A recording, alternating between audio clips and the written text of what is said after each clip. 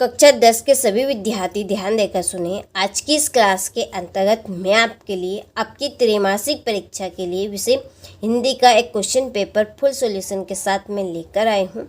यदि आप इस क्वेश्चन पेपर को अच्छे से कंप्लीट करते हैं तो आप परीक्षा में 75 नंबर में से 60 से 70 नंबर आराम से कवर कर सकते हैं। तो चलिए बिना देरी के वीडियो को हम शुरू करते हैं और सारे ही प्रश्नों को फुल सॉल्यूशन के साथ में समझ लेते हैं। तो देखिए, पहले क्वेश्चन में है आपके सही विकल्प। इसका पहला क्वेश्चन है कि उद्धव ने गोपियों को क्या संदेश दिया। ठीक है, जो उद्धव था उसने गोपियों को क्या संदेश दिया, योग साधना का कि प्रेम का कि भक्ति का कि कर्म का। तो उद्धव ने गोपियों को संदेश दिया था योग साधना का। दूसरा है कि छायावाद के प्रतिनिधि कवि है, तो छायावाद के प्रतिनिधि कवि है जयशंकर प्रसाद। तीसरा है संचारी भावों की संख्या है, तो संचारी भावों की संख्या है 33 और स्थायी भाव की संख्या यदि पूछी जाए तो आपको बतानी है 10। चौथा है कि दो स्वरों के मेल में जो परिवर्तन होता है उसे कहते हैं कि दो स्वरों के मेल में जो परिवर्तन होता है उसे कहते हैं स्वर संधि की प्रेम। ठीक है, इसका जो आंसर है वो आपका है आचार्य। ठीक है,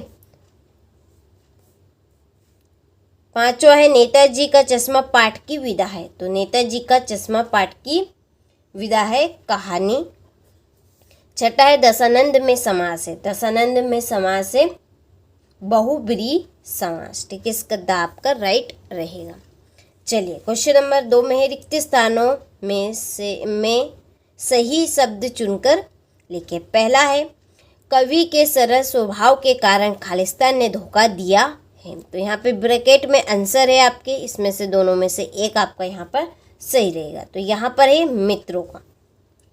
दूसरा है भोलानाथ और उसके साथी खालिस्तान बिल के पानी उलीचने लगे, चूहों के कि सांपों के, तो इसका आंसर है चूहों के बिलों के। तीसरा है प्रबंध काव्य के खालिस्तान भेद होते हैं, तो प्रबंध काव्य के भेद होते हैं 2। चौथा है छंद खालिस्तान प्रकार के होते हैं, तो छंद 2 प्रकार के होते हैं, वर्णिक छंद और मात्रिक छंद। पांचवा है सूर्य की भक्ति खालिस्तान भाव की है, तो दास भाव की है। छठा है बाल गोविंद भक्त खालिस्तान के ही गीतों को गाते और उन्हीं के आदर्शों पर चलते थे, तो इसका आंसर है आपका कबीर। चलिए इसके बाद में क्वेश्चन नंबर 3 सही जोड़ी मिलाइए। पहली जोड़ी है यहाँ पर रामचरितमानस, तो रामचरितमानस एक आपका महाकाव्य है।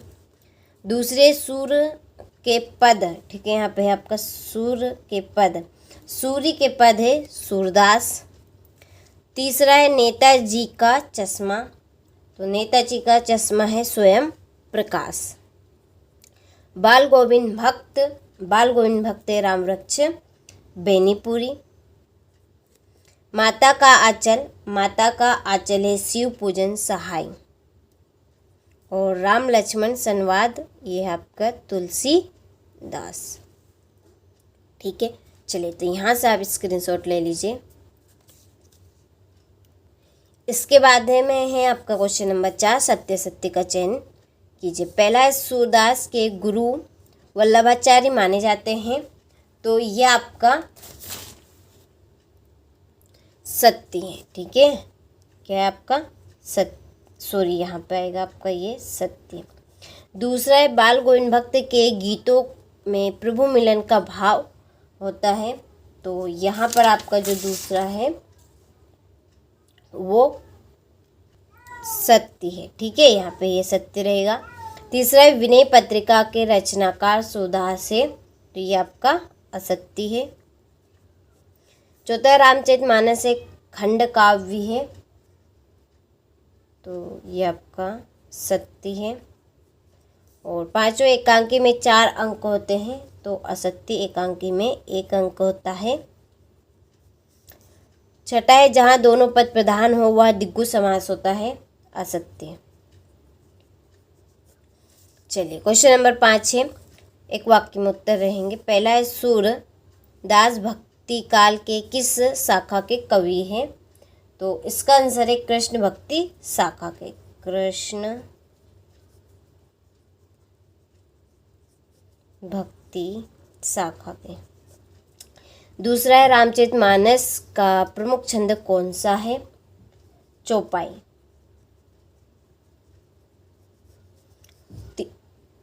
तीसरा है आधुनिक हिंदी गद्य का विकास किस युग से प्रारंभ हुआ? तो भारतेंदु युग से।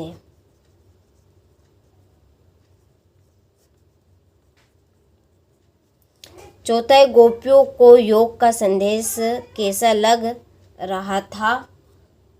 कड़वी ककड़ी सा, कड़वी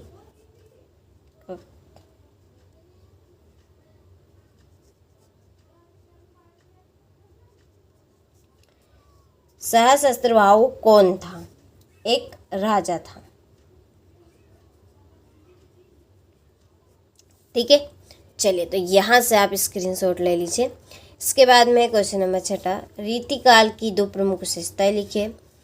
7वां है सूरदास या तुलसीदास की काव्यगत विशेषता निम्न बिंदुओं पर लिखिए। 2 रचनाएं भावपक्ष।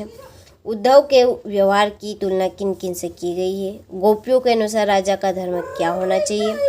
महाकाव्य और खंड काव्य में कोई 2 अंतर लिखिए। ठीक है, दोहा छंद की परिभाषा उदाहरण सहित लिखिए। नाटक किसे कहते हैं? स्वयं प्रकाश की 2 रचनाओं के नाम।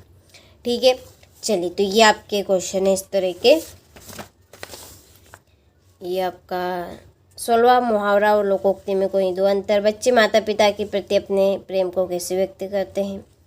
ठीक है, तो कुछ इस तरह के ये आपको प्रश्न देखने को मिलेंगे। काफ़ी सरल और सिंपल क्वेश्चन आएंगे, आपको बिल्कुल भी घबराना नहीं है। सारे क्वेश्चनों को अच्छे से कंप्लीट करना है धैर्य और शांति से, ताकि आप आराम से अपना पेपर दे सके और अच्छे से अच्छे अंक प्राप्त कर सके। ठीक है, ये आपका 22वां क्वेश्चन है। लाउड स्पीकर बंद करने का निवेदन करते हुए जिले के जिलाधीश महोदय को आवेदन पत्र लिखिए। और 23वां है निम्नलिखित में से किन्हीं एक विषय पर रूपरेखा सहित निबंध आपको बताना है। ठीक है, चलिए तो ये आपके इस पेपर के टोटल 23 प्रश्न हो गए हैं। और जो आपके क्वेश्चन नंबर 6 से तो क्वेश्चन नंबर 23 तक के प्रश्नों का जो सॉल्यूशन रहा है वो मैं आपको अगले वीडियो में बताऊंगी। अच्छे से कंप्लीट करें, सारे क्वेश्चनों को देखें किस तरह के क्वेश्चन आ रहे हैं, कैसे क्वेश्चन पूछे जा रहे हैं, इनको इस तरह की सारी चीज़ें। ठीक है, चलिए तो मिलते हैं आपसे अगले वीडियो में।